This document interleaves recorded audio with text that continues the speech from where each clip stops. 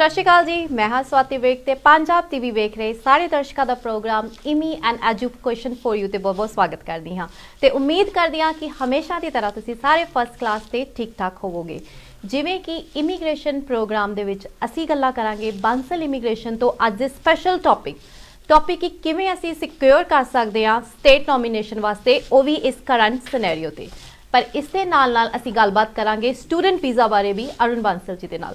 पर इस तो पहला कि असी अपना प्रोग्राम शुरू करिए, साडी ऑडियंस तो दरख्वास्त है जी तुसी प्लीज़ कोई भी इस टॉपिक दे नाल तुहाडा कोई क्वेश्चन कंसर्न है तो तुसी प्लीज़ सानू अज दे फेसबुक जिहड़ा लाइव सैशन है तुसी सानू उत्ते कमेंट करो ते इस दे नाल ही जे तुसी डिटेल डिस्कशन करना चाहते हो बांसल इमीग्रेशन दे नाल जी तो तुसी उन्हां नू कॉन्टैक्ट कर सकते हो 0396021330 ते।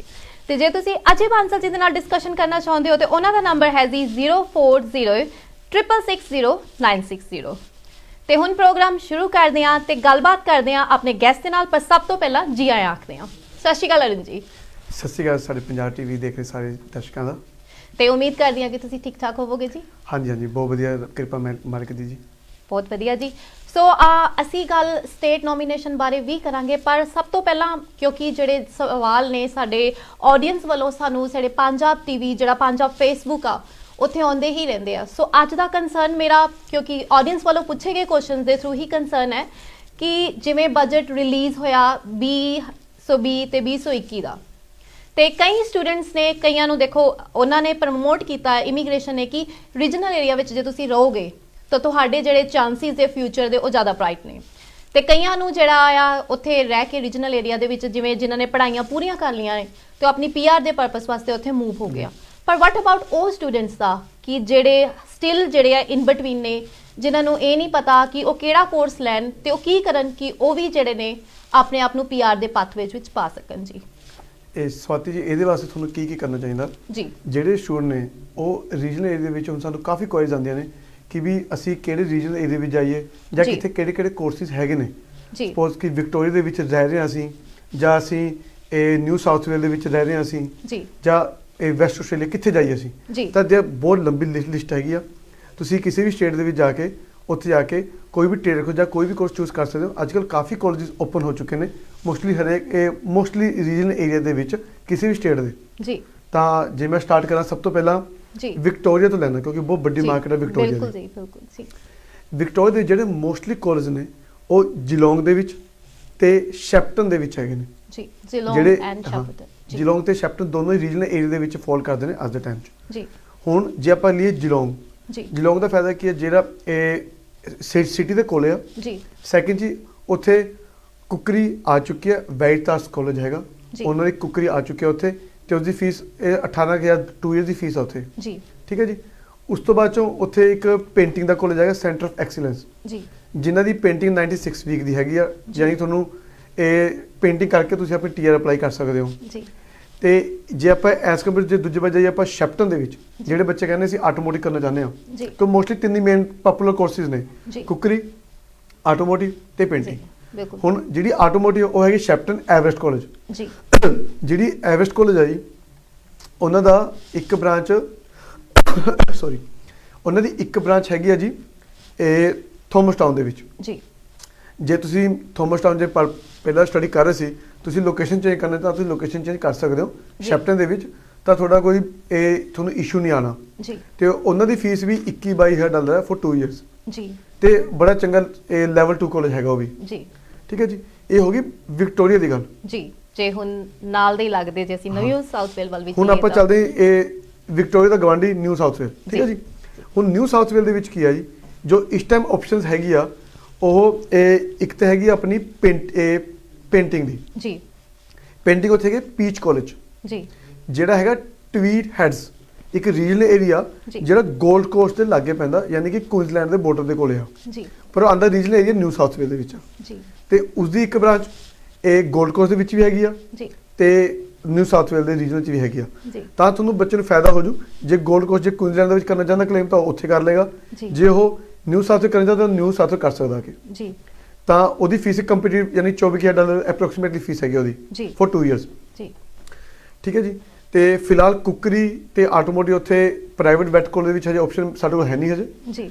ਬਟ ਜੇ ਆਪਾਂ ਜਾਂਦੇ ਹਾਂ ਹੁਣ ਇਸ ਤੋਂ ਉੱਪਰ ਕੁਇਨਜ਼ਲੈਂਡ ਦੇ ਵਿੱਚ, ਜੀ ਕੁਇਨਜ਼ਲੈਂਡ ਦੇ ਵਿੱਚ ਗੋਲਡ ਕੋਸਟ, ਇਹ ਜਿਹੜਾ ਸਭ ਤੋਂ ਵਧੀਆ ਏਰੀਆ ਜਿਹੜਾ ਇਹਨੇ ਹੁਣੀ ਡਿਕਲੇਅਰ ਕੀਤਾ ਰੀਜਨਲ ਏਰੀਆ, ਜੀ ਉੱਥੇ ਕੁਕਰੀ ਕਾਲਜ ਹੈਗਾ, ਸੇਂਟ ਪੀਟਰ ਇੰਸਟੀਚਿਊਟ, ਜੀ ਜਿਨ੍ਹਾਂ ਦੀ ਫੀਸ ਸਿਰਫ 16,500 ਫॉर 2 ਇਅਰਸ ਦਾ, ਜੀ ਤੇ ਉਹ ਰੀਜਨਲ ਏਰੀਆ ਦੇ ਵਿੱਚ ਆਉਂਦੇ ਨੇ। ਉਸ ਤੋਂ ਬਾਅਦ ਕਾਲਜ ਹੈਗਾ ਇਮੈਜਿਨ ਕਾਲਜ, ਜੀ ਉਹਨਾਂ ਕੋਲ ਕੁਕਰੀ ਹੈਗੇ, ਉਹਨਾਂ ਦੀ ਫੀਸ 16,500 ਜਾਂ 17 ਸਮਥਿੰਗ ਹੈਗੀ ਆ ਮੈਕਸਿਮਮ, ਜੀ ਮੈਕਸਿਮਮ ਇੰਨੀ ਕੀ ਫੀਸ ਆਈ, ਠੀਕ ਹੈ। ਆਟੋਮੋਟਿਵ ਉੱਥੇ ਮਿਲ ਜਾਏਗੀ ਆਪਾਂ ਨੂੰ, ਜੀ ਤੇ ਗੋਲਡ ਕੋਸਟ ਦੇ ਵਿੱਚ।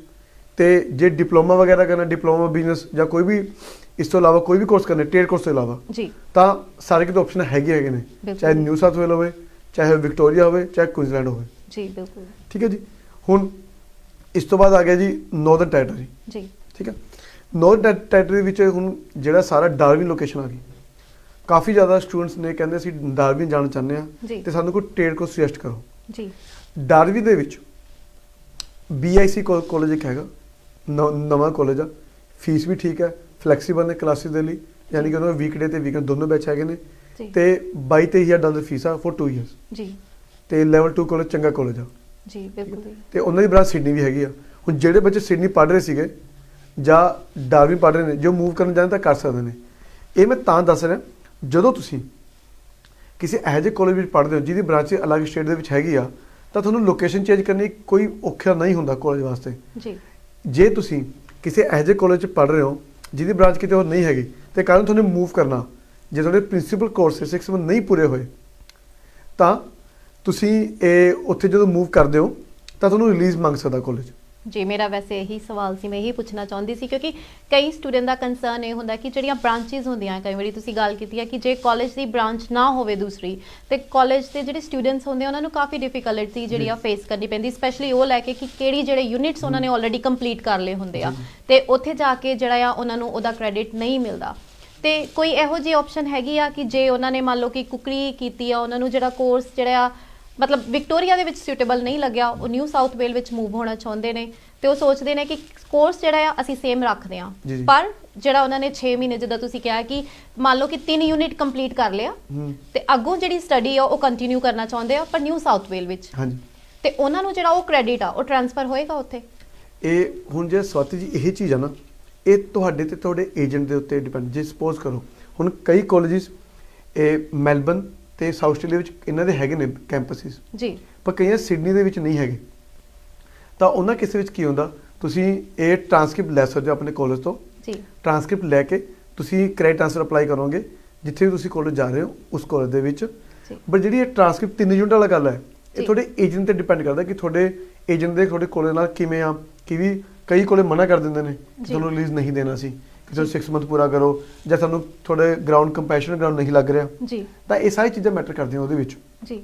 ਬਟ ਵਿਦ ਗੋਡਸ ਗੇਸ ਸਾਡੇ ਸਾਰੇ ਜਿਨ੍ਹਾਂ ਕੋਲ ਅਸੀਂ ਡੀਲ ਕਰਦੇ ਹਾਂ ਉਹ ਵਧੀਆ ਕਾਲਜ ਨੇ ਤੇ ਸਾਡਾ ਚੰਗੇ ਰਿਲੇਸ਼ਨ ਨੇ, ਤੇ ਜਦੋਂ ਵੀ ਅਸੀਂ ਜਿਹਨੂੰ ਕਹਿੰਦੇ ਹਾਂ ਜਨਰਲ ਸਟੂਡੈਂਟ ਲੱਗਿਆ ਹੋਵੇ ਤਾਂ ਅਸੀਂ ਰਿਲੀਜ਼ ਜਾਂ ਟ੍ਰਾਂਸਕ੍ਰਿਪਟ ਲੈ ਸਕਦੇ ਹਾਂ। ਵੈਲ ਮੁੱਖ ਦੀ ਗੱਲ ਮੈਂ ਸਟੂਡੈਂਟਸ ਨੂੰ ਇਹ ਕਹਿ ਸਕਦੀ ਹਾਂ ਕਿ ਜੇ ਤੁਹਾਨੂੰ ਲੱਗਦਾ ਹੈ ਕਿ ਕੋਈ ਜਿਹੜਾ ਕਾਲਜ ਆ ਉਹ ਤੁਹਾਨੂੰ ਤੁਹਾਡਾ ਜਿਹੜਾ ਯੂਨਿਟ ਟ੍ਰਾਂਸਫਰ ਨਹੀਂ ਕਰ ਰਿਹਾ, ਤੇ ਤੁਸੀਂ ਬਾਂਸਲ ਜੀ ਨੂੰ ਜਾ ਕੇ ਜ਼ਰੂਰ ਮਿਲੋ, ਉਹ ਤੁਹਾਡੀ ਹਰ ਇੱਕ ਜਿਹੜੀ ਸੋਲੂਸ਼ਨ ਆ ਪ੍ਰੋਬਲਮ ਦਾ ਸੋਲੂਸ਼ਨ ਤੁਹਾਨੂੰ ਦੱਸਣਗੇ।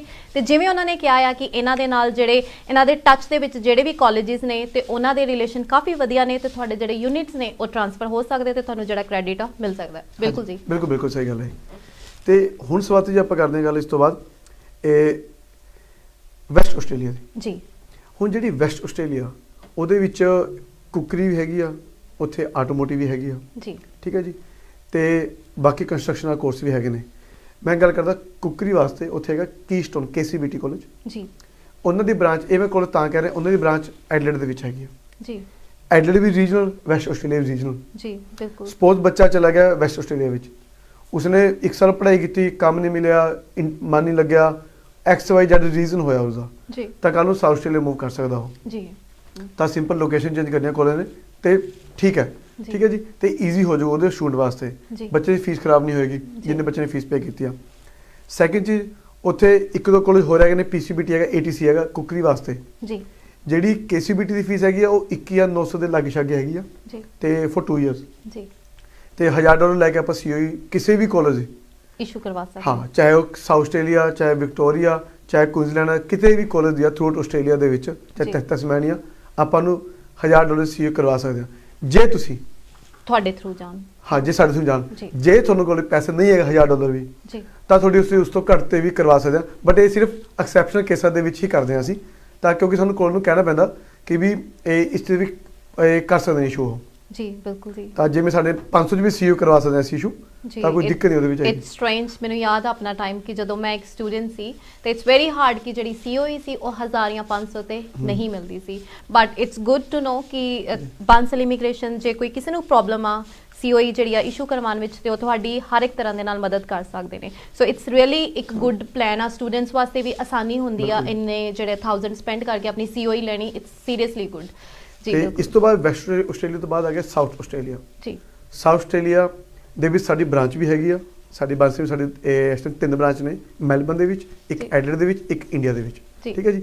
ਜਿਹੜੀ ਸਾਊਥ ਆਸਟ੍ਰੇਲੀਆ ਦੀ ਬ੍ਰਾਂਚ ਹੈਗੀ ਤਾਂ ਸਾਊਥ ਆਸਟ੍ਰੇਲੀਆ ਦੇ ਵਿੱਚ ਇਸ ਟਾਈਮ ਸਾਰੇ ਆਪਸ਼ਨਸ ਹੈਗੇ ਨੇ ਜੀ। ਕੁਕਰੀ, ਪੇਂਟਿੰਗ, ਕਾਰਪੈਂਟਰੀ, ਆਟੋਮੋਟਿਵ, ਕੋਈ ਵੀ ਉੱਥੇ ਕਾਫੀ ਕਾਲਜਿਸ ਨੇ ਉੱਥੇ, ਤੇ ਉਹਨਾਂ ਦੀ ਫੀਸ ਕਾਫੀ ਫਲੈਕਸੀਬਲ ਆ, ਤੇ ਉਹਦੇ ਕਲਾਸਿਸ ਵੀਕਡੇ ਤੇ ਵੀਕਐਂਡ ਸਾਰੇ ਉਹਨਾਂ ਕੋਲ ਹੈਗੇ ਨੇ ਜੀ। ਹੁਣ ਜੇ ਮੈਂ ਕਹਾਂ ਕਿ ਉੱਥੇ ਹਾਰਟੀਕਲਚਰ ਵੀ ਹੈਗਾ, ਹਾਰਟੀਕਲਚਰ ਵਾਸਤੇ ਇੱਕ ਕਾਲਜ ਹੈਗਾ ਉੱਥੇ ਵੇਕਫੀਲਡ ਜੀ, ਉਹਨਾਂ ਦਾ ਹਾਰਟੀਕਲਚਰ ਹੈਗਾ ਜੀ। ਤੇ ਉਸ ਤੋਂ ਬਾਅਦ ਚੋਂ ਜੇ ਆਪਾਂ ਲੈਂਦੇ ਹਾਂ ਆਟੋਮੋਟਿਵ, ਐਸਪਨ ਕਾਲਜ ਹੈਗਾ, ਉਹਨਾਂ ਸਰ 3 ਤੇ 4 ਕਰਕੇ ਥੋੜੀ $20,000 ਦੀ ਫੀਸ ਆ, 2 ਈਅਰ ਕਰਕੇ ਤੁਸੀਂ TR ਅਪਲਾਈ ਕਰ ਸਕਦੇ ਹੋ ਜੀ। ਕੁਕਰੀ ਵਾਸਤੇ ਡਰਬਨ ਕਾਲਜ, ਕਾਫੀ ਪੁਰਾਣਾ ਕਾਲਜ, ਨੋਵਾ ਇੰਸਟੀਚਿਊਟ, ਉਹਨਾਂ ਦੀ ਬ੍ਰਾਂਚ ਮੈਲਬਨ ਵੀ ਹੈਗੀ ਆ ਨੋਵਾ ਇੰਸਟੀਚਿਊਟ ਦੀ ਜੀ, ਤੇ ਫੀਸ ਵੀ ਉਹਨਾਂ ਠੀਕ ਹੈ, ਵੀਕਐਂਡ ਬੈਚ ਉਹਨਾਂ ਕੋਲ ਹੈਗੇ ਨੇ ਜੀ। ਤੇ ਵੇਕਫੀਲਡ ਕੋਲ ਇੱਕ ਕੁਕਰੀ ਹੈਗੀ ਆ, VIT ਨੇ ਆਪਣੀ ਨਵੀਂ ਬ੍ਰਾਂਚ ਖੋਲੀ ਆ ਉੱਥੇ ਜੀ, ਵਿਕਟੋਰੀਆ ਇੰਸਟੀਚਿਊਟ ਟੈਕਨੋਲੋਜੀ, ਜਿਨ੍ਹਾਂ ਦੀ ਬ੍ਰਾਂਚ ਮੈਲਬਨ ਦੇ ਵਿੱਚ ਵੀ ਹੈਗੀ ਆ ਤੇ ਸਿਡਨੀ ਵਿੱਚ ਵੀ ਹੈਗੀ ਆ, ਮਾਸਟਰ ਵਾਲਾ ਹਾਇਰ ਐਜੂਕੇਸ਼ਨ ਦਾ ਜੀ। ਤੇ ਜਿਹੜੀ ਇਹਨਾਂ ਦੀ ਫੀਸ ਉੱਥੇ ਕੁਕਰੀ ਦੀ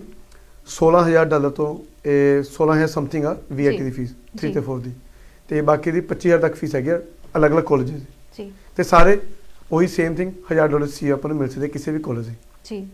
ਬਹੁਤ ਹੀ ਜਿਹੜੀ ਆ ਗ੍ਰੇਟ ਨਿਊਜ਼ ਆ ਸਟੂਡੈਂਟਸ ਲਈ ਸਪੈਸ਼ਲੀ। ਇਹ ਸਾਰੇ ਚੀਜ਼ਾਂ ਯਾਨੀ ਕਿ ਚੰਗੇ ਕਾਲਜ ਨੇ ਤੇ ਰੈਪੂਟੇਸ਼ਨ ਚੰਗੀ ਆ ਕਾਲਜ ਦੀ ਡਿਪਾਰਟਮੈਂਟ ਦੇ ਵਿੱਚ, ਯਾਨੀ ਕਿ ਤੇ ਕਾਫੀ ਪੁਰਾਣੇ ਕਾਲਜ ਨੇ ਜੀ। ਠੀਕ ਹੈ ਜੀ। ਹੁਣ ਜਿਹੜਾ ਇਹਨਾਂ ਕਾਲਜ ਵਿੱਚ ਐਡਮਿਸ਼ਨ ਲਏਗਾ ਬੱਚਾ, ਉਹਨੂੰ ਫਾਇਦਾ ਕੀ ਆ, ਕੱਲ੍ਹ ਨੂੰ ਜੇ ਤੁਸੀਂ ਸਵਿਚ ਕਰ ਸਕਦੇ ਹੋ ਜੇ ਕਰਨਾ ਚਾਹੁੰਦੇ ਹੋ ਜੀ।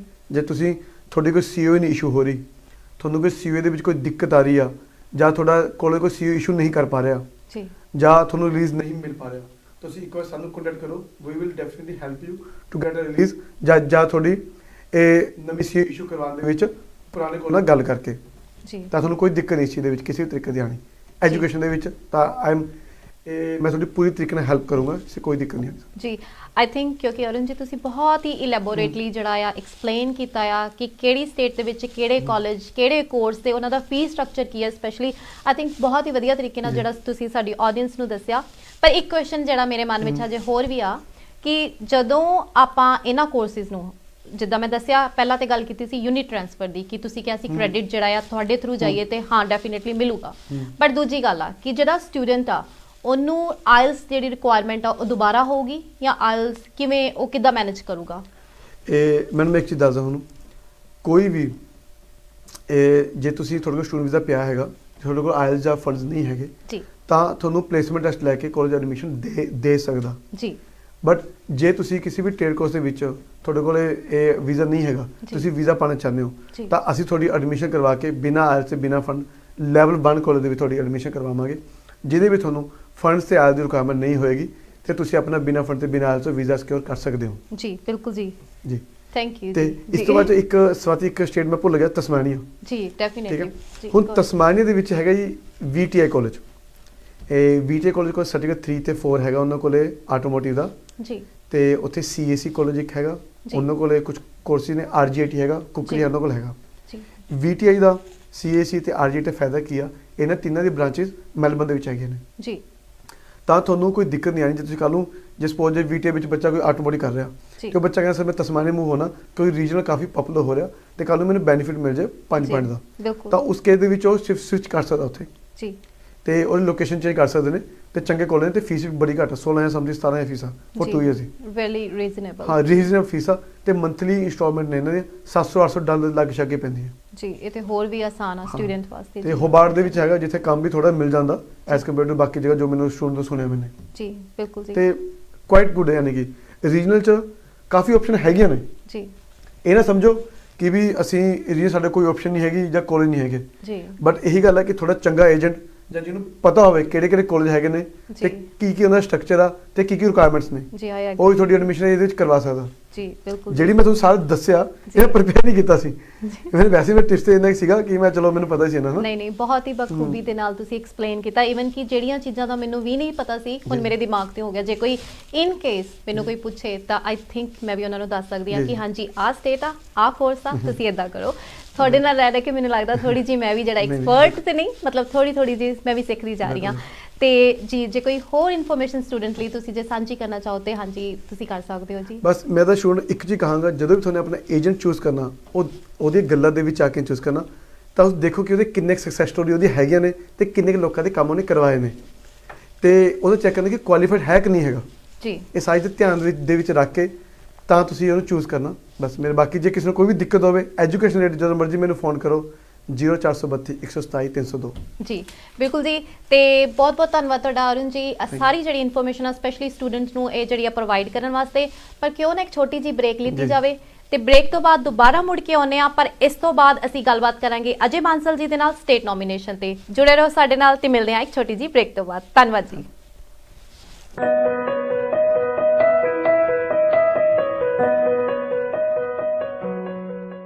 ਬਾਂਸਲ ਇਮੀਗ੍ਰੇਸ਼ਨ ਕੰਸਲਟੈਂਟਸ ਜੋ ਕਿ ਤੁਹਾਨੂੰ ਲੰਬੇ ਸਮੇਂ ਤੋਂ ਇਮੀਗ੍ਰੇਸ਼ਨ ਦੀ ਸੇਵਾਵਾਂ ਪ੍ਰਦਾਨ ਕਰ ਰਹੇ ਨੇ ਜਿਵੇਂ ਕਿ student visa application, student visa extension, GNC, family visa, business visa, EMPLOYMENT sponsor visa ਅਤੇ ਨਾਲ ਦੀ ਨਾਲ ਜੇਕਰ ਤੁਸੀਂ ਆਸਟ੍ਰੇਲੀਆ, ਨਿਊਜ਼ੀਲੈਂਡ ਜਾਂ ਕੈਨੇਡਾ ਵਿੱਚ ਮਾਈਗ੍ਰੇਟ ਹੋਣਾ ਚਾਹੁੰਦੇ ਹੋ ਤੇ ਬਾਂਸਲ ਇਮੀਗ੍ਰੇਸ਼ਨ ਕੰਸਲਟੈਂਟਸ ਨੂੰ ਕਾਲ ਕਰੋ 039 602 1330. They're expert in MRT, AAT cases.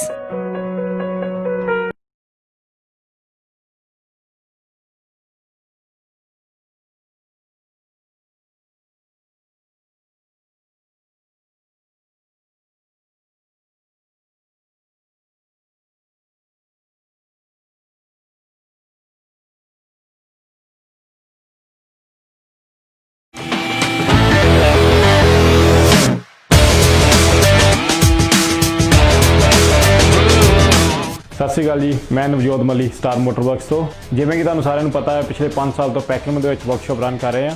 ਹੁਣ ਕਸਟਮਰ ਦੀ ਰਿਕੁਆਇਰਮੈਂਟ ਤੇ ਡਿਮਾਂਡ ਦੇ ਹਿਸਾਬ ਨਾਲ ਨਵੀਂ ਸ਼ਾਪ ਕਲਾਈਡ ਨਾਰਥ ਦੇ ਵਿੱਚ ਓਪਨ ਕੀਤੀ ਹੈ ਜੀ। ਸਰਵਿਸਿਜ਼ ਜਿਹੜੀਆਂ ਪ੍ਰੋਵਾਈਡ ਕਰਦੇ ਹਾਂ ਉਹ ਨੇ ਜੀ logbook servicing on all makes and model, major and minor repair, roadworthies, new and used tires,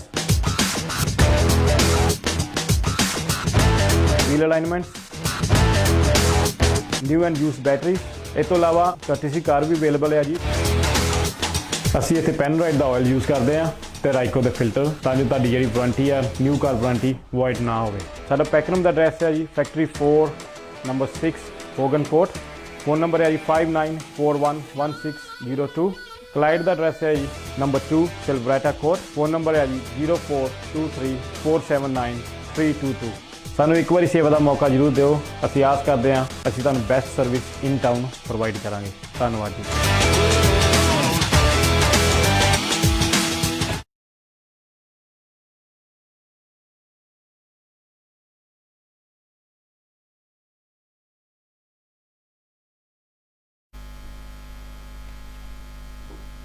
ਸਤਿ ਸ਼੍ਰੀ ਅਕਾਲ ਜੀ and welcome back program immigration and education for you ਤੇ ਜੀ। ਸੋ ਸਭ ਤੋਂ ਪਹਿਲਾਂ ਅਸੀਂ ਆਪਣੀ ਪਿਆਰੀ ਜੀ ਆਡੀਅנס ਦਾ ਕਮੈਂਟਸ ਲੈਣੇ ਆ। ਆਈ ਨੋ ਕਿ ਉਹ ਕਾਫੀ ਦੇਰ ਤੋਂ ਵੇਟ ਕਰ ਰਹੇ ਹੋਣਗੇ ਪਰ ਸਭ ਤੋਂ ਪਹਿਲਾਂ ਇਸ ਤੋਂ ਵੀ ਜ਼ਰੂਰੀ ਕੰਮ ਅਸੀਂ ਪਹਿਲਾਂ ਅਜੇ ਬਾਂਸਲ ਜੀ ਦਾ ਵੈਲਕਮ ਕਰਦੇ ਹਾਂ। ਸਤਿ ਸ਼੍ਰੀ ਅਕਾਲ ਅਜੇ ਜੀ। ਸਤਿ ਸ਼੍ਰੀ ਅਕਾਲ ਜੀ। ਉਮੀਦ ਕਰਦੀ ਹਾਂ ਕਿ ਤੁਸੀਂ ਠੀਕ ਠਾਕ ਹੋਵੋਗੇ। ਹਾਂਜੀ ਬਿਲਕੁਲ ਠੀਕ ਠਾਕ ਹੈ ਜੀ। ਚਲੋ ਜੀ, ਤੁਸੀਂ ਵੀ ਠੀਕ ਠਾਕ ਹੋ? ਹਾਂਜੀ ਮੈਂ ਵੀ ਬਹੁਤ ਠੀਕ ਠਾਕ ਫਸਟ ਕਲਾਸ।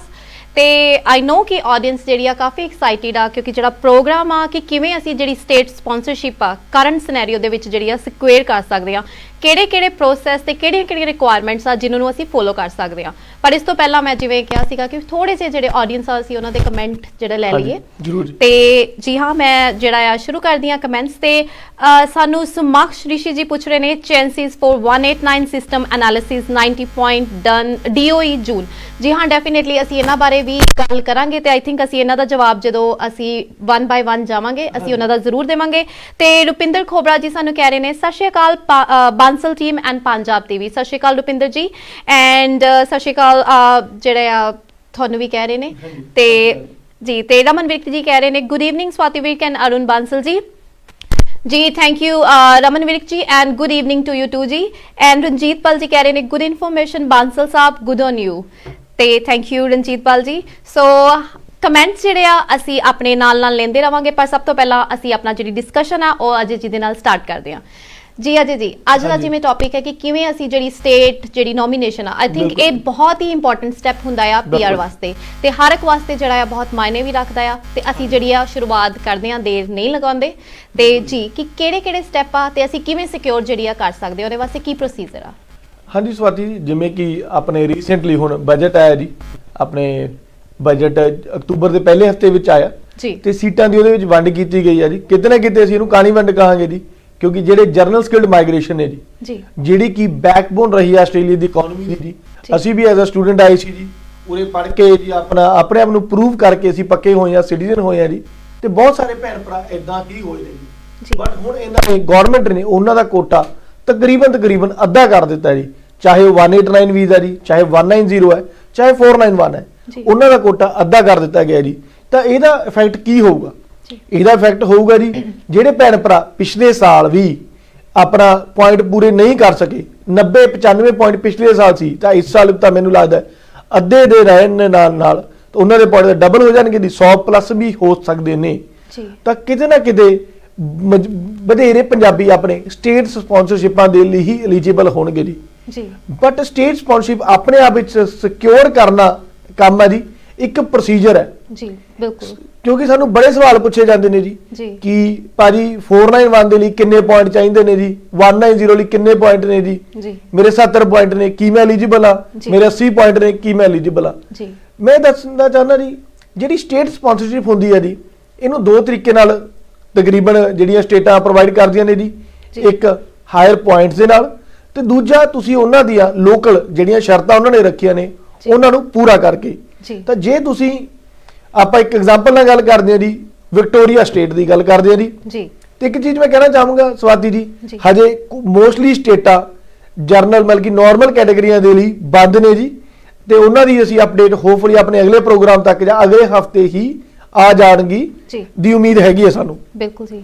ਤਾਂ ਬੇਸਿਕਲੀ ਉਮੀਦ ਕਰਦੇ ਹਾਂ ਵੀ ਸ਼ਰਤਾਂ ਪਹਿਲਾਂ ਵਰਗੀਆਂ ਹੀ ਰਹਿਣਗੀਆਂ, ਸ਼ਾਇਦ ਥੋੜੀਆਂ ਬਹੁਤ ਅਪ ਕਰ ਸਕਦੇ ਨੇ, ਬਟ ਮੋਸਟਲੀ ਵੀ ਟਰਾਈਂਗ ਕਿ ਵੀ ਹੋਪ ਕਰ ਰਹੇ ਹਾਂ ਵੀ ਉਹ ਪਹਿਲਾਂ ਵਰਗੀਆਂ ਰਹਿਣਗੀਆਂ ਜੀ। ਬਿਲਕੁਲ। ਤਾਂ ਜਿਵੇਂ ਆਪਾਂ ਗੱਲ ਕੀਤੀ ਵਿਕਟੋਰੀਆ ਦੀ ਜੀ, ਵਿਕਟੋਰੀਆ ਦੀ 190 ਦੀ ਕੀ ਸ਼ਰਤ ਸੀ ਜੀ? ਵਿਕਟੋਰੀਆ ਦੇ ਵਿੱਚ ਉਹਨਾਂ ਨੇ ਇਹਨਾਂ ਨੂੰ ਓਕੂਪੇਸ਼ਨ ਵਾਈਜ਼ ਵੰਡਿਆ ਹੋਇਆ ਸੀਗਾ ਜੀ। ਤਾਂ ਜੇ ਤੁਸੀਂ ਇੰਜੀਨੀਅਰ ਗ੍ਰੈਜੂਏਟ ਹੋ ਜਾਂ ਨਰਸਿੰਗ ਗ੍ਰੈਜੂਏਟ ਹੋ, ਤੁਸੀਂ engineer, master of engineer, bachelor of engineering ਕੀਤੀ ਹੈ ਜੀ, ਜਾਂ ਤੁਸੀਂ ਬੈਚਲਰ ਆਫ ਨਰਸਿੰਗ ਕੀਤੀ ਹੈ ਜੀ, ਤਾਂ ਤੁਸੀਂ ਜੌਬ ਆਫਰ ਲੈਟਰ ਦੇ ਨਾਲ 190 ਪਾ ਸਕਦੇ ਸੀਗੇ ਜੀ। ਤਾਂ ਬੇਸਿਕਲੀ ਜੇ ਤੁਹਾਡੇ 60 ਪੁਆਇੰਟ ਵੀ ਹੈਗੇ ਨੇ, 65 ਨੇ, 70 ਨੇ, ਉਹ ਮੈਟਰ ਨਹੀਂ ਕਰਦਾ ਸੀਗਾ ਜੀ। ਸਿਰਫ ਉਹਦੀ ਰਿਕੁਆਇਰਮੈਂਟ ਮੈਟਰ ਕਰਦੀ ਸੀ ਕਿ ਜੌਬ ਲੈਟਰ ਤੁਸੀਂ ਪਤਾ ਕਰੋ ਤੁਹਾਡੇ ਕੋਲ ਹੋਵੇ ਤਾਂ ਤੁਸੀਂ ਇੰਜੀਨੀਅਰਿੰਗ ਦੇ ਵਿੱਚ ਪਾ ਸਕਦੇ ਸੀ। ਨਰਸ ਰੀਸੈਂਟ ਗ੍ਰੈਜੂਏਟ ਸੀਗੀਆਂ ਜੀ, ਉਹ ਆਪਣੇ ਮਿਨੀਮਮ ਪੁਆਇੰਟ ਪੂਰੇ ਕਰਕੇ ਵਿਕਟੋਰੀਆ ਦੇ ਵਿੱਚ ਪੜ੍ਹਾਈ ਕਰਕੇ ਸਿੱਧੀ 190 ਲਈ ਅਪਲਾਈ ਕਰ ਸਕਦੇ ਸੀ ਜੀ। ਤੇ ਉਸ ਤੋਂ ਬਾਅਦ ਜਿਹੜੇ IT ਵਾਲੇ ਸੀ ਜੀ, IT ਵਾਲੇ ਨੇ ਉਹਨਾਂ ਨੇ ਕਿਹਾ ਸੀ ਅਸੀਂ ਸਿਰਫ ਜਿਨ੍ਹਾਂ ਦੇ ਪੁਆਇੰਟ ਵੱਧ ਨੇ ਉਹਨਾਂ ਨੂੰ ਲਵਾਂਗੇ ਜੀ।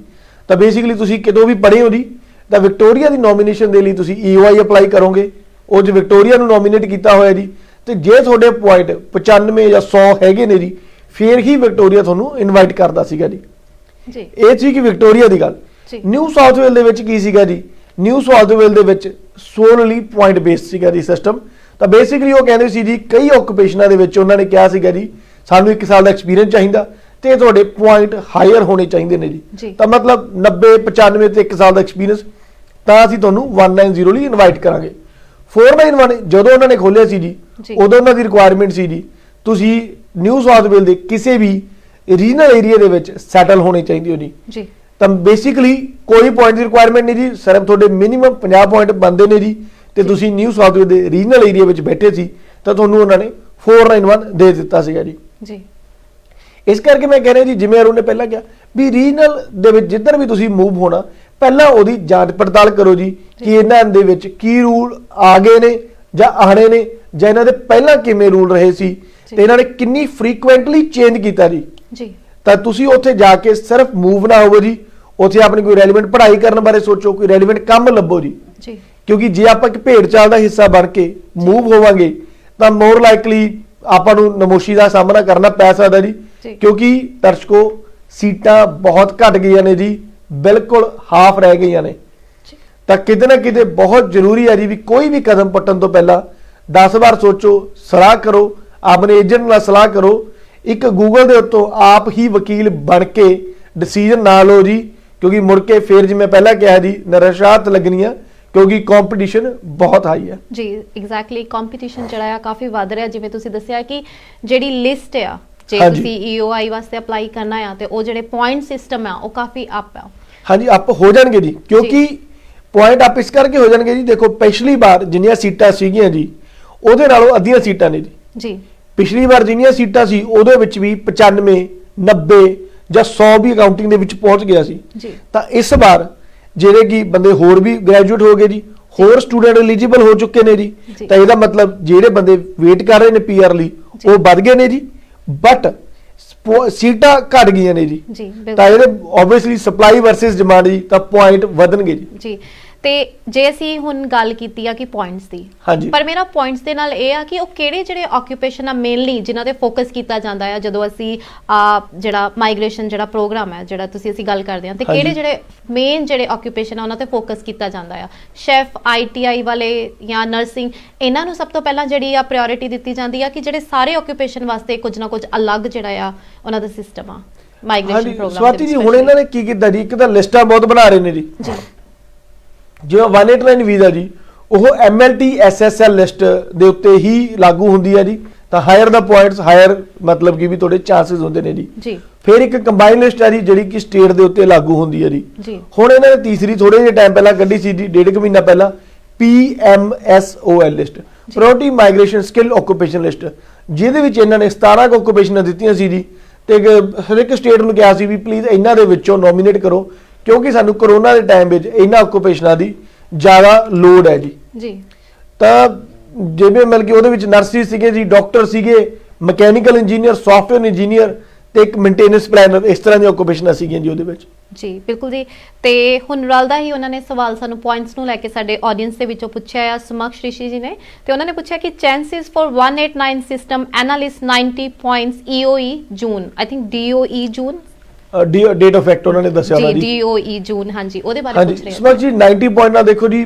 ਪਿਛਲੇ ਸਾਲ ਵੀ ਕੋਈ ਜ਼ਿਆਦਾ ਚਾਂਸ ਨਹੀਂ ਜੀ ਇਸ ਸਾਲ ਜਿਵੇਂ ਮੈਂ ਪਹਿਲਾਂ ਹੀ ਸਮਝਾ ਕੇ ਚੁੱਕਿਆ ਜੀ ਇਸ ਸਾਲ ਵੀ ਮੈਨੂੰ 90 ਪੁਆਇੰਟ ਦੇ ਉੱਤੇ 189 ਦੇ ਚਾਂਸਸ ਬਹੁਤ ਘੱਟ ਲੱਗਦੇ ਨੇ ਜੀ ਕਿਉਂਕਿ ਸੀਟਾਂ ਨਹੀਂ ਹੈਗੀਆਂ ਜੀ ਤਾਂ ਬੈਟਰ ਹੈ ਜੀ ਜਦ ਆਪਣੇ ਪੁਆਇੰਟ ਵਧਾਓ ਜਾਂ ਕੋਈ ਸਟੇਟ ਸਪਾਂਸਰਸ਼ਿਪ ਦਾ ਜਾਂ ਕੋਈ ਹੋਰ ਆਕੂਪੇਸ਼ਨ ਦੇ ਵਿੱਚ ਆਪਣੀ ਸਕਿੱਲ ਅਸੈਸਮੈਂਟ ਕਰਵਾਉਣ ਦੀ ਕੋਸ਼ਿਸ਼ ਕਰੋ ਜੀ ਤਾਂ ਕਿ ਤੁਹਾਡੇ PR ਦੇ ਚਾਂਸ ਵੱਧ ਜਾਣ ਜੀ ਬਿਲਕੁਲ ਜੀ ਤੇ ਕੁਲਦੀਪ ਸਿੰਘ ਜੀ ਪੁੱਛ ਰਹੇ ਨੇ hi Bansal ji is 80 points enough for 491 visa thanks sorry ਕੀ ਨਾਮ ਸੀ ਜੀ ਕੁਲਦੀਪ ਸਿੰਘ ਜੀ ਹਾਂਜੀ ਕੁਲਦੀਪ ਸਿੰਘ ਜੀ ਜਿਵੇਂ ਮੈਂ ਪਹਿਲਾਂ ਹੀ ਦੱਸਿਆ ਜੀ ਇਹ ਡਿਪੈਂਡ ਕਰਦਾ ਤੁਸੀਂ ਕਿਹੜੀ ਸਟੇਟ ਦੇ ਵਿੱਚੋਂ ਜੀ ਕਿਹੜੀ ਸਟੇਟ ਦੇ ਵਿੱਚੋਂ ਦੀ ਉਹ ਸਟੇਟ ਦੀ ਕੀ ਰਿਕੁਆਇਰਮੈਂਟ ਆ ਜੀ ਜਿੰਨੇ ਕਿ ਅਸੀਂ 491 ਜਿਵੇਂ ਪਿਛਲੇ ਸਾਲ ਖੋਲੇ ਸੀ ਜੀ ਤਾਂ ਉਹਦੇ ਵਿੱਚ ਤਕਰੀਬਨ ਬਹੁਤੀਆਂ ਸਟੇਟਾਂ ਦੀ ਪੁਆਇੰਟ ਦੀ ਰਿਕੁਆਇਰਮੈਂਟ ਨਹੀਂ ਸੀ ਜੀ ਹਰ ਇੱਕ ਸਟੇਟ ਦੀ ਆਪਣੀ ਸ਼ਰਤ ਸੀ ਜੀ ਜਿਵੇਂ ਵਿਕਟੋਰੀਆ ਦੀ ਸ਼ਰਤ ਸੀ ਜੀ ਵੀ ਤੁਹਾਨੂੰ ਰੀਜਨਲ ਦੇ ਵਿੱਚ ਜਿਹੜਾ ਬਿਜ਼ਨਸ 2 ਸਾਲ ਤੋਂ ਆਪਰੇਟ ਕਰ ਰਿਹਾ ਜੀ ਉਹਦੇ ਵਿੱਚੋਂ ਕਰਨਾ ਚਾਹੀਦਾ ਜੀ ਉਹਦੇ ਵਿੱਚੋਂ ਜੌਬ ਆਫਰ ਲੈਟਰ ਲੈਣੀ ਹੈ ਜੀ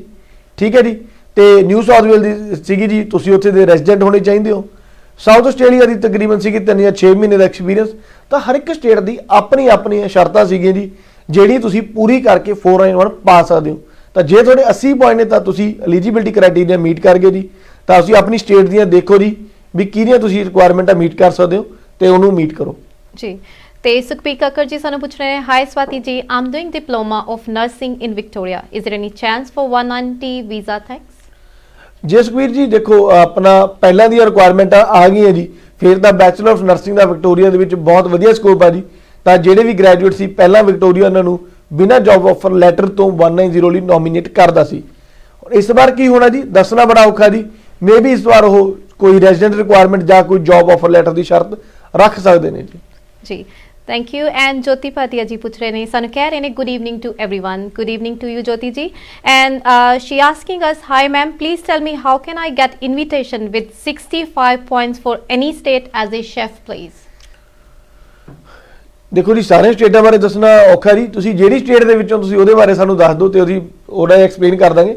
ਪਰ ਮੈਂ ਇੱਕ ਚੀਜ਼ ਕਹਿਣਾ ਚਾਹੁੰਦਾ ਜੀ ਕਿ ਸਾਰੀਆਂ ਸਟੇਟਾਂ ਦੇ ਰੂਲ ਹਜੇ ਵੇਟ ਕਰ ਰਹੇ ਹਾਂ ਜੀ।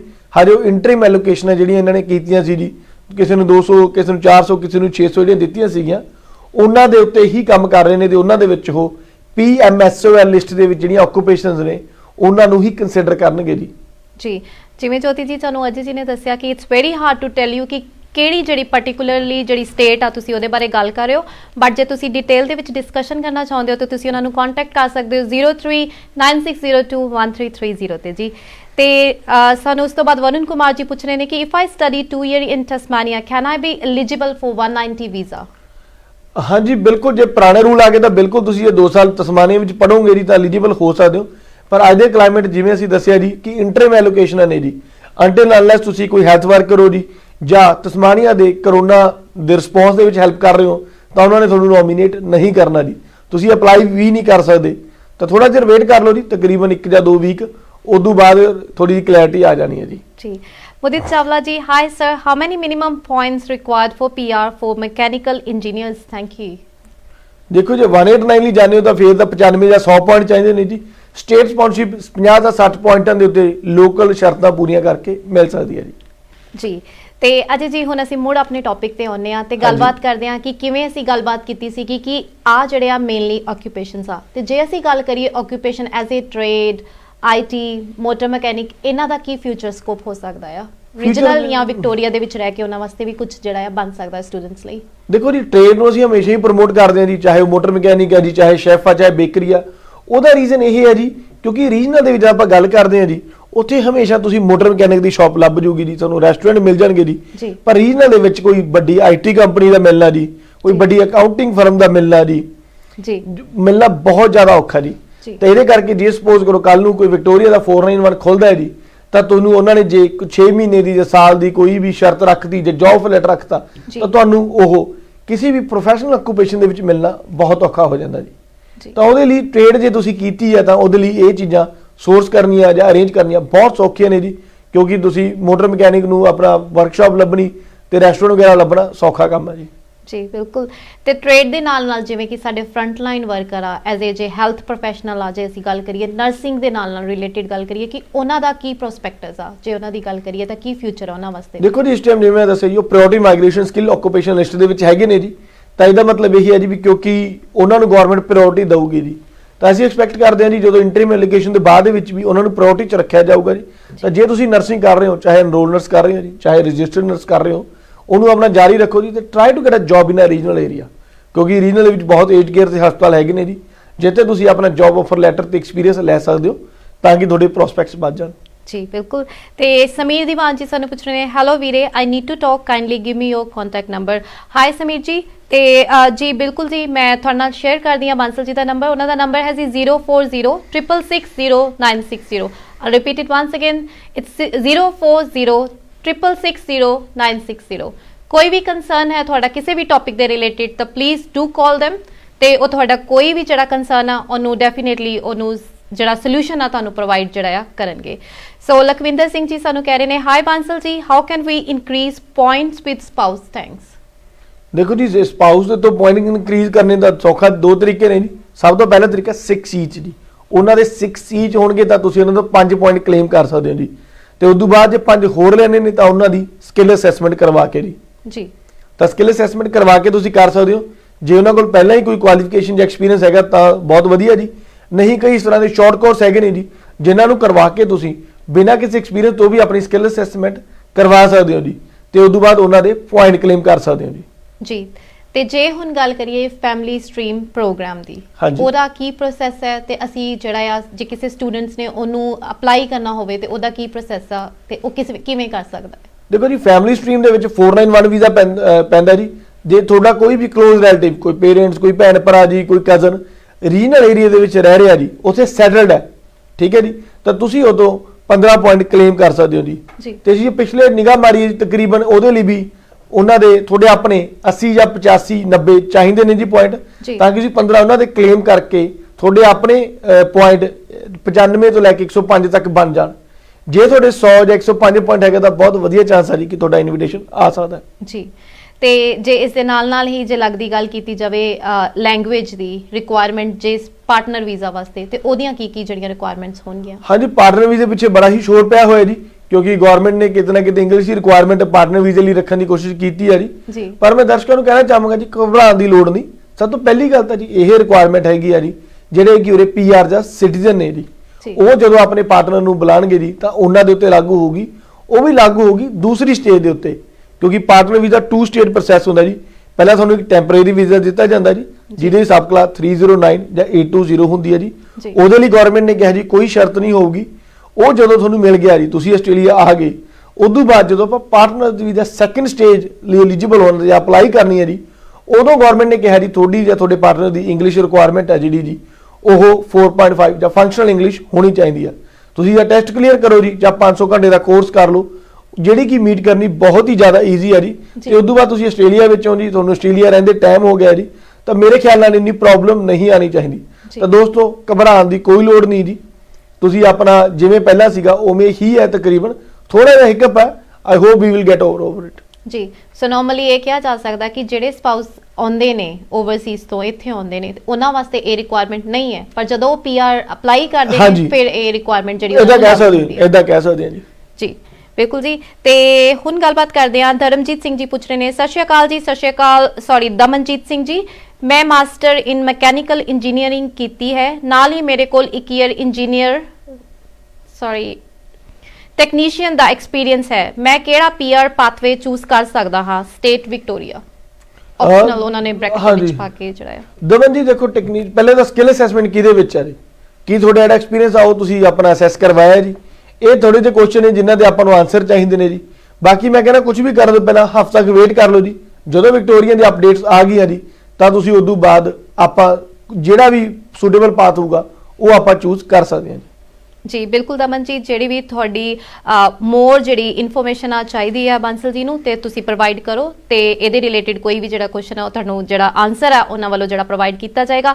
Tania Thakur ji, MBA health management services is relevant for 491 for South Australia ਜੀ। ਐਕਸਕਿਊਜ਼ ਮੀ जी I'll repeat, that's okay, all good। ਤੇ ਮੈਂ ਰਿਪੀਟ ਕਰਦੀ ਹਾਂ once again। ਤਾਨੀਆ ਠਾਕੁਰ ਜੀ ਪੁੱਛ ਰਹੇ ਨੇ ਕਿ MBA health management services is relevant for 491 for South Australia. Health management ਦੀ ਜੀ ਆਕੂਪੇਸ਼ਨ ਦਾ ਔਖਾ ਹੋ ਜਾਣਾ ਜੀ, ਕਿਉਂਕਿ ਇਹਨਾਂ ਦੀਆਂ ਜਿਹੜੇ ਹੈਲਥ ਮੈਨੇਜਮੈਂਟ ਮੈਨੇਜਰ ਦੇ ਪੋਜੀਸ਼ਨਾਂ ਨਿਕਲਦੀਆਂ ਨੇ ਜੀ, ਜਿਨ੍ਹਾਂ ਦੀ ਸਕਿੱਲ ਅਸੈਸਮੈਂਟ ਕਰਵਾਉਣੀ ਬਹੁਤ ਔਖੀ ਹੈ ਜੀ, ਕਿਉਂਕਿ ਮੈਨੇਜਰ ਲੈਵਲ ਦੇ ਵਿੱਚ ਐਕਸਪੀਰੀਅੰਸ ਲੈਣਾ ਕਿਸੇ ਵੀ ਸਟੂਡੈਂਟ ਵੀਜ਼ੇ ਵਾਲੇ ਬੰਦੇ ਲਈ ਬਹੁਤ ਜ਼ਿਆਦਾ ਔਖਾ ਜੀ। ਤਾਂ ਬੈਟਰ ਹੈ ਜੀ ਪੈਰਲਲ ਕੋਈ ਹੋਰ ਕੋਰਸ ਕਰ ਲਓ ਜਿਹਦੀ ਸਕਿੱਲ ਅਸੈਸਮੈਂਟ ਸੌਖੀ ਹੋ ਜੇ ਜੀ। ਜੀ। ਤੇ ਹਰਪ੍ਰੀਤ ਸਿੰਘ ਜੀ ਪੁੱਛ ਰਹੇ ਨੇ, ਹਾਈ ਸਵਾਤੀ ਜੀ, high Harpreet Singh ji, I'm doing diploma of nursing in Victoria, is there any chance for 190 visa? Thanks. Diploma of nursing in Victoria ਦਾ 190 ਦੇ ਚਾਂਸ ਬਹੁਤ ਘੱਟ ਨੇ ਜੀ, ਤਾਂ ਤੁਸੀਂ ਬੈਟਰ ਹੈ ਵੀ 491 ਦੇ ਉੱਤੇ ਫੋਕਸ ਕਰੋ ਜੀ। ਜੀ। And John Garg, he's asking, hello sir, I lodged 489 in automotive in last October and requested AFP and medical provided in June. And when can it be granted now? How long have to wait more? Does this year less quota affect on my file delayed as well? Thanks. ਦੇਖੋ ਜੀ, ਜਿਹੜਾ quota ਘੱਟ ਕੀਤਾ ਜੀ ਉਹਦਾ ਸਾਰਿਆਂ ਦੀਆਂ ਫਾਈਲਾਂ ਦੇ ਉੱਤੇ ਫਰਕ ਪਊਗਾ ਜੀ।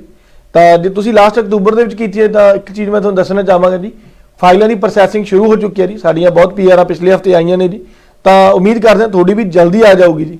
ਜੀ ਬਿਲਕੁਲ ਜੀ, ਹੋਪਫੁਲੀ। ਤੇ ਜਿਵੇਂ ਬਾਂਸਲ ਜੀ ਅਸੀਂ ਗੱਲ ਕੀਤੀ ਸੀਗੀ ਸਟੂਡੈਂਟਸ ਦੀ ਇੰਡੀਵਿਜੂਅਲੀ, ਸਟੂਡੈਂਟਸ ਦੇ ਨਾਲ ਅਸੀਂ ਗੱਲ ਕੀਤੀ ਸੀ ਆਕਿਊਪੇਸ਼ਨ ਦੀ, but what about tourist visa ਦੀ? ਜੇ ਕੋਈ ਟੂਰਿਸਟ ਵੀਜ਼ਾ ਤੇ ਆਉਂਦਾ ਆ ਤੇ ਉਹਦੇ ਵਾਸਤੇ ਕੀ ਪ੍ਰੋਸੈਸ ਆ, ਉਹਦੇ ਵਾਸਤੇ ਕੀ ਰਿਕੁਆਇਰਮੈਂਟਸ ਹੋਊਗੀ, ਦੇਖੋ ਕੀ ਫੀਸ ਸਟਰਕਚਰ ਹੋਊਗਾ? ਟੂਰਿਸਟ ਵੀਜ਼ਾ ਦੇਖੋ ਜੀ, ਇਸ ਟਾਈਮ ਮੈਂ ਸਿਰਫ ਇਹੀ ਕਹਿਣਾ ਚਾਹੁੰਦਾ ਜੀ ਕਿ ਜੇ ਤੁਹਾਡੇ ਕੋਲ ਕੋਈ ਕੰਪੈਲਿੰਗ ਜਾਂ ਕੰਪੈਸ਼ਨਲ ਸਰਕਮਸਟੈਂਸ ਨਹੀਂ ਹੈਗੇ ਜੀ, ਤਾਂ ਟੂਰਿਸਟ ਵੀਜ਼ਾ ਨਾ ਅਪਲਾਈ ਕਰੋ। ਬਹੁਤ ਜ਼ਿਆਦਾ ਰਿਫਿਊਜ਼ਲ ਰੇਟ ਹੈ ਜੀ, ਬਹੁਤ ਜ਼ਿਆਦਾ ਗਵਰਨਮੈਂਟ ਵੀਜ਼ੇ ਰਿਫਿਊਜ਼ ਕਰ ਰਹੀ ਹੈ ਕਿਉਂਕਿ ਬਾਰਡਰ ਕਲੋਜ਼ ਨੇ। ਤਾਂ ਜੇ ਤੁਸੀਂ ਆਪਣਾ ਰੀਜ਼ਨ ਦਿੰਦੇ ਹੋ ਜੀ ਮੈਂ ਆਪਣੇ ਭਾਈ ਭੈਣ ਨੂੰ ਮਿਲਣ ਆਉਣਾ, ਮੈਂ ਘੁੰਮਣ ਆਉਣਾ ਜੀ, ਇਹਨਾਂ ਬੇਸ ਦੇ ਉੱਤੇ ਗਵਰਨਮੈਂਟ ਟੂਰਿਸਟ ਵੀਜ਼ਾ ਨਹੀਂ ਗ੍ਰਾਂਟ ਕਰ ਰਹੀ ਜੀ, ਕਿਉਂਕਿ ਕਰੋਨਾ ਕਰਕੇ ਤੁਸੀਂ ਘਰੋਂ ਨਹੀਂ ਬਾਹਰ ਨਿਕਲ ਸਕਦੇ ਤਾਂ ਘੁੰਮਣ ਦਾ ਤਾਂ ਕੋਈ ਮਤਲਬ ਹੀ ਨਹੀਂ ਬਣਦਾ। ਤਾਂ ਇਹੀ ਦਰਸ਼ਕਾਂ ਨੂੰ ਬੇਨਤੀ ਕਰਦੇ ਆ ਕਿ ਜਦੋਂ ਤੱਕ ਬਾਰਡਰ ਓਪਨ ਨਹੀਂ ਹੁੰਦੇ ਆਪਣਾ ਟੂਰਿਸਟ ਵੀਜ਼ਾ ਐਪਲੀਕੇਸ਼ਨ ਨਾ ਅਪਲਾਈ ਕਰੋ। ਅਗਲੇ ਸਾਲ ਹੋਪਫੁਲੀ ਜਲਦੀ ਤੋਂ ਜਲਦੀ ਅਪ੍ਰੈਲ, ਮਈ, ਜੂਨ, ਜੁਲਾਈ ਜਿੰਨੀ ਜਲਦੀ ਬਾਰਡਰ ਓਪਨ ਹੋਣਗੇ ਜੀ ਉਦੋਂ ਬਾਅਦ ਤੁਸੀਂ ਅਪਲਾਈ ਕਰਿਓ। ਤੇ ਇੱਕ ਚੀਜ਼ ਹੋਰ ਹੈ ਜੀ, ਤੇ ਜਿਨ੍ਹਾਂ ਕੋਲ ਟੂਰਿਸਟ ਵੀਜ਼ਾ ਆਲਰੇਡੀ ਹੈਗਾ ਪਰ ਉਹ ਕਰੋਨਾ ਜਾਂ ਲਾਕਡਾਊਨ ਕਰਕੇ ਆਸਟ੍ਰੇਲੀਆ ਵਿਜ਼ਿਟ ਨਹੀਂ ਕਰ ਸਕੇ ਤੇ ਉਹਨਾਂ ਦਾ ਵੀਜ਼ਾ ਮਾਰਚ 2020 ਤੋਂ ਲੈ ਕੇ ਦਸੰਬਰ 2021 ਤੱਕ ਖਤਮ ਹੋ ਗਿਆ ਜੀ, ਉਹ ਆਪਣਾ ਵੀਜ਼ਾ ਦੁਬਾਰਾ ਤੋਂ ਬਿਨਾਂ ਕਿਸੇ ਫੀਸ ਤੋਂ ਅਪਲਾਈ ਕਰ ਸਕਦੇ ਨੇ ਜੀ। ਉਹਨਾਂ ਦੀ ਗਵਰਨਮੈਂਟ ਦੇ ਕੋਈ ਚਾਰजेस ਨਹੀਂ ਲੱਗਣਗੇ ਜੀ। ਸੋ ਮੀਨਸ ਕਿ ਉਹਨਾਂ ਵਾਸਤੇ ਨੋ ਫੀਸ ਤੇ ਉਹਨਾਂ ਦੀ ਜਿਹੜੀ ਫੀਸ ਆ ਉਹ ਵੇਵ ਕਰ ਦਿੱਤੀ ਜਾਊਗੀ। ਹਾਂਜੀ, ਜਿਹੜੇ ਇੰਡੀਆ 'ਚ ਨੇ, ਜਿਹੜੇ ਆਸਟ੍ਰੇਲੀਆ ਤੋਂ ਬਾਹਰ ਨੇ ਜੀ, ਜਿਹੜੇ ਆਪਣਾ ਵੀਜ਼ਾ ਯੂਜ਼ ਨਹੀਂ ਕਰ ਸਕੇ ਜੀ, ਮਤਲਬ ਸਪੈਸ਼ਲੀ ਜਿਹੜਾ ਪੈਂਡੈਮਿਕ ਟਾਈਮ ਪੀਰੀਅਡ ਕਹਿ ਲਈਏ ਕਿ ਮਾਰਚ ਤੋਂ ਲੈ ਕੇ ਟਿਲ ਨਾਓ। ਹਾਂਜੀ, ਮਾਰਚ 2020 ਤੋਂ ਲੈ ਕੇ ਦਸੰਬਰ 2021 ਜੀ, ਅਗਲੇ ਸਾਲ ਤੱਕ ਜੀ ਉਹਨਾਂ ਦੀ ਤਾਂ ਬੇਸਿਕਲੀ ਜਿਹੜੇ ਆਪਣਾ ਵੀਜ਼ਾ ਯੂਜ਼ ਨਹੀਂ ਕਰ ਸਕੇ ਜੀ, ਤੁਹਾਨੂੰ ਵੀਜ਼ਾ ਇਹਨਾਂ ਨੇ ਗ੍ਰਾਂਟ ਕਰਤਾ ਪਰ ਕਿਉਂਕਿ ਕਰੋਨਾ ਕਰਕੇ ਤੁਸੀਂ ਟਰੈਵਲ ਨਹੀਂ ਕਰ ਸਕੇ, ਤੁਹਾਡਾ ਵੀਜ਼ਾ ਵੇਸਟ ਹੋ ਗਿਆ ਜੀ। ਜੀ ਥੈਂਕ ਯੂ ਜੀ। ਤੇ ਰੋਹਿਤ ਭਾਰਦਵਾਜ ਜੀ ਸਾਨੂੰ ਪੁੱਛ ਰਹੇ ਨੇ ਸਟੂਡੈਂਟ ਵੀਜ਼ਾ 5.5 ਬੈਂਡ ਪੋਸੀਬਲ। ਹਾਂਜੀ ਬਿਲਕੁਲ ਰੋਹਿਤ ਜੀ, 5.5 ਬੈਂਡ ਨਾਲ ਬਿਲਕੁਲ ਪੋਸੀਬਲ ਹੈ ਜੀ ਸਟੂਡੈਂਟ ਵੀਜ਼ਾ। ਠੀਕ ਆ ਜੀ, ਇਹ ਤੇ ਬਹੁਤ ਗੁੱਡ ਨਿਊਜ਼ ਆ। ਜੇ ਤੁਹਾਨੂੰ ਲੱਗਦਾ ਹੈ ਕਿ ਰੋਹਿਤ ਜੀ ਤੁਹਾਡੇ 5.5 ਜਿਹੜੇ ਬੈਂਡ ਆ ਚੁੱਕੇ ਨੇ ਤਾਂ ਤਿਆਰੀ ਜਿਹੜੀ ਆ ਉਹ ਹੌਲੀ ਹੌਲੀ ਖਿੱਚਣੀ ਜਿਹੜੀ ਆ ਸ਼ੁਰੂ ਕਰ ਦਿਓ। ਜਿਵੇਂ ਹੀ ਰਿਸਟ੍ਰਿਕਸ਼ਨਸ ਈਜ਼ ਹੋਣਗੀਆਂ ਤੇ ਤੁਹਾਡਾ ਵੀ ਜਿਹੜਾ ਚਾਂਸ ਆ ਉਹ ਜ਼ਰੂਰ ਜਿਹੜਾ ਆ ਬਾਹਰ ਆਂਦਾ ਆਊਗਾ ਜੀ। ਤੇ ਮੁਹੰਮਦ ਹਸਨ ਬਾਸਿਰ ਜੀ ਜੋ ਪੁੱਛ ਰਹੇ ਨੇ, hi I'm doing MPA from CQU Sydney, my second term is almost done, what should I do, should I continue the course or change the course, is it fine if I go with any trade course? Thanks. ਦੇਖੋ ਜੀ, ਜੇ ਤਾਂ ਤੁਸੀਂ master ਦੇ ਵਿੱਚ ਆਏ ਹੋ ਤਾਂ ਤੁਹਾਨੂੰ ਆਪਣਾ ਕੋਰਸ ਚੇਂਜ ਕਰ ਸਕਦੇ ਹੋ, ਪਰ ਮਾਸਟਰ ਦੇ ਵਿੱਚ ਹੀ ਕਰਨਾ ਪਊਗਾ ਜੀ। ਜੇ ਤੁਸੀਂ ਡਿਪਲੋਮੇ ਵੀ ਜਾਣਾ ਚਾਹੁੰਦੇ ਹੋ ਤਾਂ ਤੁਹਾਨੂੰ ਨਵਾਂ ਵੀਜ਼ਾ ਅਪਲਾਈ ਕਰਨਾ ਪਊਗਾ ਜੀ। ਪਰ ਜੇ 1 ਸਾਲ ਸਪੈਂਡ ਕਰ ਚੁੱਕੇ ਹੋ ਜੀ ਤਾਂ ਬੈਟਰ ਹੈ ਵੀ ਤੁਸੀਂ ਪੈਰਲਲ ਕੋਰਸ ਕਰ ਲਓ, ਇਹਨੂੰ ਚੇਂਜ ਨਾ ਕਰੋ, ਕਿਉਂਕਿ ਜੇ ਤੁਸੀਂ ਮਾਸਟਰ ਕਰਦੇ ਹੋ ਤਾਂ ਤੁਹਾਨੂੰ 2 ਸਾਲ ਦੀ TR ਮਿਲੂਗੀ ਜੀ ਤੇ ਉਹਦੇ ਵਿੱਚ ਤੁਸੀਂ ਆਰਾਮ ਨਾਲ ਜੌਬ ਰੈਡੀ ਕਰ ਸਕਦੇ ਹੋ ਜੀ। ਬਿਲਕੁਲ ਜੀ। ਤੇ ਇਸ ਤੋਂ ਇਲਾਵਾ ਜੇ ਅਜੇ ਜੀ ਤੁਹਾਨੂੰ ਹੋਰ ਲੱਗਦਾ ਕਿ ਰੈਲੇਵੈਂਟ ਇਨਫੋਰਮੇਸ਼ਨ ਜਿਹੜੀ ਸਾਡੀ ਆਡੀਅנס ਤੱਕ ਪਹੁੰਚਣੀ ਚਾਹੀਦੀ ਹੈ ਤਾਂ ਤੁਸੀਂ ਪਲੀਜ਼ ਉਹਨਾਂ ਨਾਲ ਸ਼ੇਅਰ, ਜੇ ਕੋਈ ਐਂਡ ਵਿੱਚ ਉਹਨਾਂ ਨੂੰ ਕੁਝ ਕਹਿਣਾ ਚਾਹੁੰਦੇ ਹੋ ਤਾਂ ਪਲੀਜ਼ ਜ਼ਰੂਰ ਕਹੋ ਜੀ। ਬਸ ਮੈਂ ਸਾਰਿਆਂ ਨੂੰ ਇਹੀ ਕਹਿਣਾ ਚਾਹੂੰਗਾ ਜੀ ਕਿ ਨਵੇਂ ਰੂਲ ਆਉਣ ਵਾਲੇ ਨੇ ਜੀ ਤਾਂ ਸਿਟ ਟਾਈਟ, ਹੋਲਡ ਟਾਈਟ, ਕਿ ਵੀ ਜਦੋਂ ਹੀ ਨਵੇਂ ਰੂਲ ਆਉਣ ਜੀ ਉਹਦੇ ਬੇਸ ਤੇ ਹੀ ਆਪਣਾ ਡਿਸੀਜਨ ਲਈਓ ਜੀ। ਬਿਨਾਂ ਐਵੇਂ ਭੇਡ ਚਾਲ ਦੇ ਵਿੱਚ ਲਾ ਕੇ ਮੈਲਬਨ ਵਿੱਚ ਬੈਠ ਕੇ ਐਡਲੇਡ ਜਾਂ ਤਸਮਾਨੀਆ ਵਿੱਚ ਐਡਮਿਸ਼ਨਾਂ ਲੈ ਕੇ ਕੋਈ ਫਾਇਦਾ ਨਹੀਂ ਹੋਣਾ ਜੀ, ਕਿਉਂਕਿ ਤੁਸੀਂ ਜਦੋਂ ਤੱਕ ਉੱਥੇ ਫਿਜ਼ੀਕਲੀ ਨਹੀਂ ਹੈਗੇ ਤਾਂ ਸਟੇਟ ਸਪਾਂਸਰਸ਼ਿਪ ਅਪਲਾਈ ਕਰਨੀ ਨੈਕਸਟ ਟੂ ਇੰਪੋਸੀਬਲ ਹੋਣੀ ਆ, ਕਿਉਂਕਿ ਸੀਟਾਂ ਘੱਟ ਨੇ ਜੀ। ਤੇ ਮੋਸਟਲੀ ਸਟੇਟਾਂ ਜਿਹੜੇ ਬੱਚੇ ਉਹਨਾਂ ਦੀ ਸਟੇਟ ਵਿੱਚ ਰਹਿ ਰਹੇ ਨੇ, ਕੰਮ ਕਰ ਰਹੇ ਨੇ, ਪੜ੍ਹ ਰਹੇ ਨੇ, ਉਹਨਾਂ ਨੂੰ ਹੀ ਨੋਮੀਨੇਟ ਕਰਨਗੀਆਂ ਜੀ। ਤਾਂ ਪਲੀਜ਼ ਵੀ ਵਾਈਜ਼ ਤੇ ਆਪਣਾ ਸੋਚ ਸਮਝ ਕੇ ਡਿਸੀਜਨ ਲਵੋ ਜੀ। ਜੀ ਇੱਕ ਵਾਰ ਫਿਰ ਤੋਂ ਬਹੁਤ ਬਹੁਤ ਧੰਨਵਾਦ ਅਜੇ ਜੀ ਤੁਹਾਡਾ ਸਾਡੇ ਨਾਲ ਆ ਕੇ ਜਿਹੜੀ ਸਾਡੀ ਆਡੀਅנס ਆ ਸਪੈਸ਼ਲੀ ਉਹਨਾਂ ਨੂੰ ਜਿਹੜੀ ਇਨਫੋਰਮੇਸ਼ਨ ਆ ਉਹਨੂੰ ਪ੍ਰੋਵਾਈਡ ਕਰਨ ਵਾਸਤੇ। ਤੇ ਇੱਕ ਵਾਰ ਫਿਰ ਤੋਂ ਬਹੁਤ ਬਹੁਤ ਧੰਨਵਾਦ ਸਾਡੀ ਆਡੀਅנס ਦਾ, ਸਾਡਾ ਜਿਹੜਾ ਪ੍ਰੋਗਰਾਮ ਆ ਉਹਨੂੰ ਦੇਖਣ ਵਾਸਤੇ, ਉਹਨੂੰ ਲਾਈਕ ਕਰਨ ਵਾਸਤੇ। ਪਰ ਪਲੀਜ਼ ਪ੍ਰੋਗਰਾਮ ਜਿਹੜਾ ਲਾਈਕ ਤੇ ਕਰਨ ਦੇ ਨਾਲ ਨਾਲ ਜਿਹੜਾ ਉਹਨੂੰ ਸ਼ੇਅਰ ਵੀ ਕਰਿਆ ਕਰੋ। ਮਾਈਟ ਵੀ ਜਿਹੜੀ ਇਨਫੋਰਮੇਸ਼ਨ ਆ ਉਹ ਤੁਹਾਡੇ ਵਾਸਤੇ ਐਪਲੀਕੇਬਲ ਨਹੀਂ ਹੋਊਗੀ ਪਰ ਸਾਡੇ ਜਿਹੜੇ ਆਂਢੀ ਗੁਆਂਢੀ, ਸਾਡੇ ਰਿਸ਼ਤੇਦਾਰ, ਸਾਡੇ ਜਿਹੜੇ ਮਿੱਤਰ, ਦੋਸਤ ਭੈਣਾਂ ਉਹਨਾਂ ਵਾਸਤੇ ਜਿਹੜੀ ਐਪਲੀਕੇਬਲ ਜ਼ਰੂਰ ਹੋ ਸਕਦੀ ਹੈ। ਸੋ ਵੱਧ ਤੋਂ ਵੱਧ ਜਿਹੜਾ ਪ੍ਰੋਗਰਾਮ ਲਾਈਕ ਦੇ ਨਾਲ ਨਾਲ ਸ਼ੇਅਰ ਵੀ ਕਰਿਆ ਕਰੋ ਤੇ ਇੰਜ ਹੀ ਜੁੜੇ ਰਹੋ ਪੰਜਾਬ ਟੀਵੀ ਦੇ ਨਾਲ ਤੇ ਮਿਲਦੇ ਹਾਂ ਜੀ ਅਗਲੀ ਵਾਰ। ਧੰਨਵਾਦ ਜੀ। ਧੰਨਵਾਦ ਜੀ।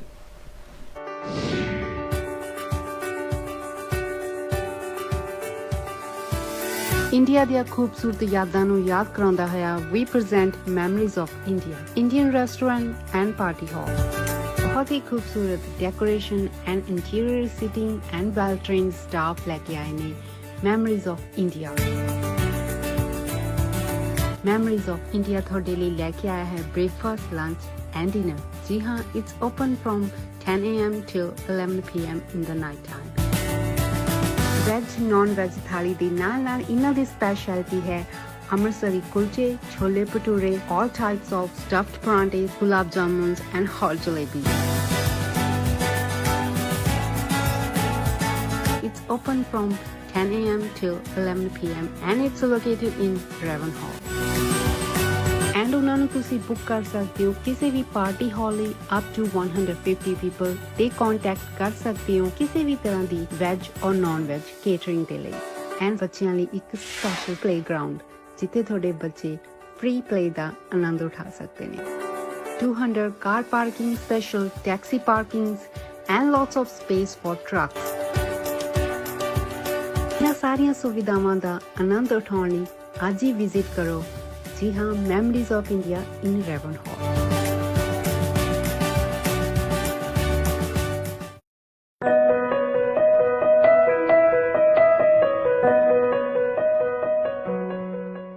ਬੰਸਲ ਇਮੀਗ੍ਰੇਸ਼ਨ ਕੰਸਲਟੈਂਟਸ ਜੋ ਕਿ ਤੁਹਾਨੂੰ ਲੰਬੇ ਸਮੇਂ ਤੋਂ ਇਮੀਗ੍ਰੇਸ਼ਨ ਦੀ ਸੇਵਾਵਾਂ ਪ੍ਰਦਾਨ ਕਰ ਰਹੇ ਨੇ, ਜਿਵੇਂ ਕਿ student visa application, student visa extension, GNC, family visa, business visa, EMPLOYMENT sponsor visa ਅਤੇ ਨਾਲ ਦੀ ਨਾਲ ਜੇਕਰ ਤੁਸੀਂ ਆਸਟ੍ਰੇਲੀਆ, ਨਿਊਜ਼ੀਲੈਂਡ ਜਾਂ ਕੈਨੇਡਾ ਵਿੱਚ ਮਾਈਗ੍ਰੇਟ ਹੋਣਾ ਚਾਹੁੰਦੇ ਹੋ ਤੇ ਬੰਸਲ ਇਮੀਗ੍ਰੇਸ਼ਨ ਕੰਸਲਟੈਂਟਸ ਨੂੰ ਕਾਲ ਕਰੋ 039-602-1330. They're expert in MRT, AAT cases.